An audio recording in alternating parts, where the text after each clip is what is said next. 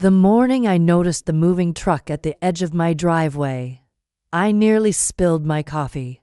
I had been standing at the kitchen window of my lakeside home, watching the sunrise stretch across the water. After nearly 4 decades of working, saving, and postponing my own peace, I had finally found it. The lake shimmered as the light shifted from dull gray to soft gold, and for a moment, everything felt complete. Then I saw the truck, and behind it, a silver sedan I hadn't seen in for years. I knew exactly who it belonged to. You don't forget a car your daughter-in-law once used to block your garage out of spite. I set my mug down carefully, though my pulse had already started to race.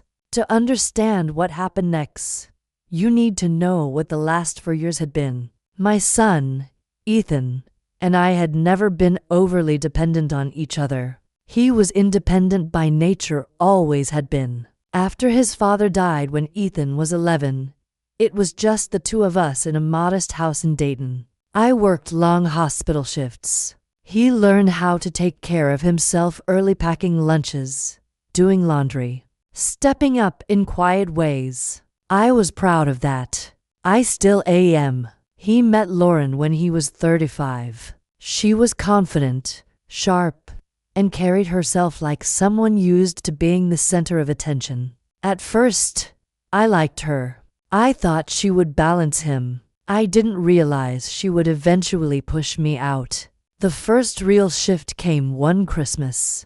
I had spent days cooking Ethan's favorite dishes. Lauren walked in, glanced at the table, and casually mentioned she'd already eaten. Then she asked if there was anything dairy-free. I smiled and adjusted, but it didn't stop there. Small things at first, the way she answered questions meant for Ethan, how plans were made without including me, the subtle remarks wrapped in polite smiles.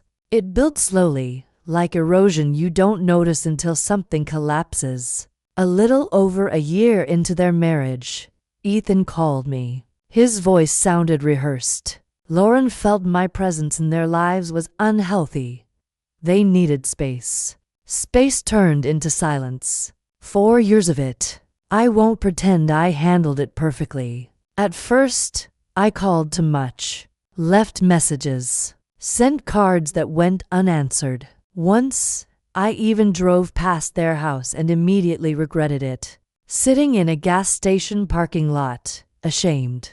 Eventually, I stopped, not because I stopped loving him, but because I realized I was losing myself trying to hold on. I found a therapist, joined a book club, started walking every morning. Slowly, I built a life that didn't revolve around absence. Then my sister, Evelyn, passed away. She left me more than I expected, enough to change my life. After some time grieving, I made a decision. I bought the lake house. It was simple, quiet, perfect, a place where the mornings belonged to me again. I told almost no one. A friend helped me move. A neighbor forwarded my mail. That was it.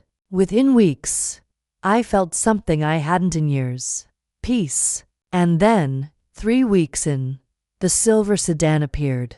I watched from the window as Ethan stepped out.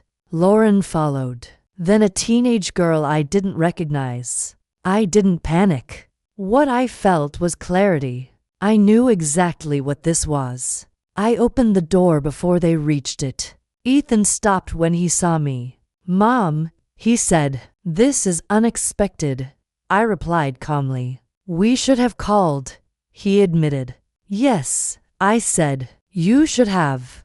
Lauren stepped forward, smiling as always. "We've been going through a difficult time," she began smoothly. "Ethan lost his main contract. We had to leave our apartment. And we thought, with all this space, we could support each other."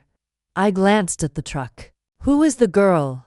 I asked. "My daughter, Chloe," she said. "She's 15. I looked at Ethan. He said nothing. "You didn't tell me you had a stepdaughter," I said quietly. We wanted to explain in person, Lauren replied. I nodded. How long is the truck rented? Just for today, she said. We just need to figure out arrangements. The truck doesn't come up the driveway, I said.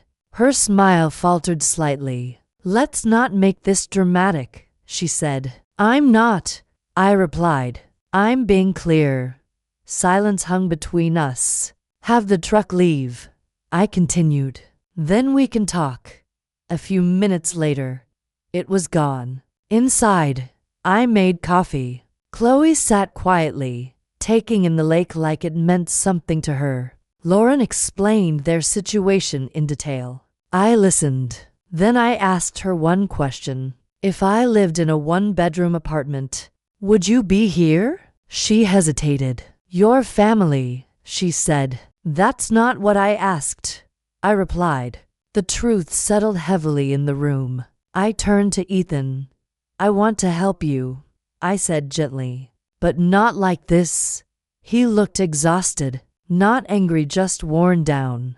From across the room, Chloe spoke. I told her this was a bad idea.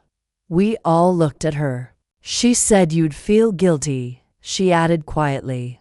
Something shifted in that moment. The conversation changed.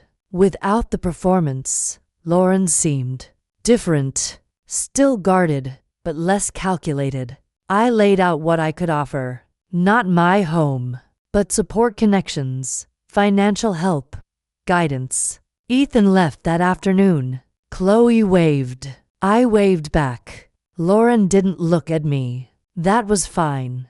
In the weeks that followed, Ethan called. Real conversations this time. Careful. Honest. Lauren texted once. I don't know how to fix this yet, but I'm trying. I replied. I know. I'm here. Chloe sent me a photo one morning, a small creek at sunrise. It now sits on my refrigerator. Some mornings, I stand at my window with coffee and think about how easily that day could have gone differently. If I had given in, if I had let guilt make my decisions, I might have lost everything I had just rebuilt. But I didn't. I didn't get my son back by giving up my boundaries. I got him back by holding them. The lake is frozen now. Still. Quiet. Clear. I sit outside with my coffee anyway, because I've learned something important. Peace is not something you give away, just because someone else asks for it. And I'm not giving mine up again.